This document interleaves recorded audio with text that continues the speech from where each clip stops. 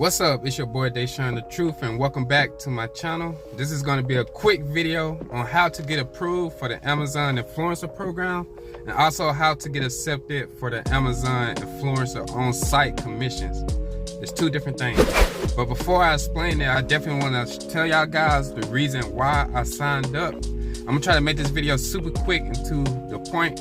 But the reason I signed up is because I started to hear it from other people, and my friend actually recommended to me, because a lot of my videos, if y'all can go back and go look at my channel, I like to review products that only I believe in and products that I like. So I can't really say that I'm like a full niche or anything like that. I just like to do products that I happen to like, and all the products I happen to review, normally they all on Amazon. So a friend of mine just told me that would be perfect for me. And once I did like a lot of research and like thought into it, he actually was right. So now I am officially an Amazon influencer. I got approved, and also I just got approved for the on-site commission this Monday, so 5 days ago. So to get into this process, you want to make sure that wherever following you use, make sure that you have a good following and engagement. So wherever page you use, it can be your TikTok, it can be your Facebook, it can be your Instagram, it can be your YouTube. You have to make sure you have a good engagement and followers. And I noticed like it ranges, because some people say they got accepted over 1,000 followers, and some people say they got accepted under. I really think it's the engagement. If you got a lot of engagement and likes, you definitely get approved. And the next thing to say, just because you get accepted don't really mean you inside the program. So once you get accepted, you actually have to upload 3 videos. I ain't do that right, my gloves. 3 videos, and they have to review them to be approved for the actual on-site commission, so which is the program. So the reason I want to say this and kind of tell y'all my thoughts on it, because I just got approved and I've been looking through Reddits and stuff. Y'all might have ran into me on Reddit, because honestly, y'all, I've been responding to a lot of Reddit posts. Well, posts about the Amazon influencer. I'm actually on there. So no telling, if any one of y'all happen to watch this video, y'all might have spoke to me. I don't know, but from my experience to making the videos, I did get approved on my first try, so I can't really say I got denied. But I went through like a whole bunch of other Reddit posts, and the reason that people are getting denied. I feel like a lot of y'all guys are making the video or making the product. I feel like a lot of y'all guys are not focusing like actually on the product. When y'all make reviews of the product, y'all actually have to make the product the hero of the video. The product has to be the most thing that you talk about. The product is the video. Because the reason I say that, because I notice guys with their videos that look 10 times better than mine still getting denied. And I feel like it's because y'all not making the product the hero of the video. Y'all too busy focusing more on like the quality. I see a lot of y'all focus way more on quality than actually explaining the product. The quality, the faceless, y'all care more about the face. I don't think it has to be like you have to show your face. That's just me. I don't believe you do have to do that. I did show my face on one video, but I honestly don't believe you have to show your face. I think you have to explain the product. You have to make the product the hero of the video. And you also have to use like better grammar and pronunciation, if that's right. You have to use good grammar. I'm not the perfect person of grammar, because English happened to be my worst subject in school.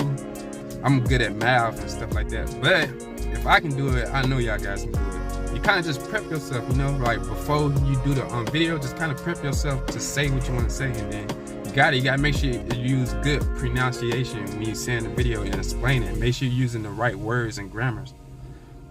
I kind of got that, seeing this from another guy on YouTube. I'm not really know his name or anything, but he just said the same thing I was thinking, like literally.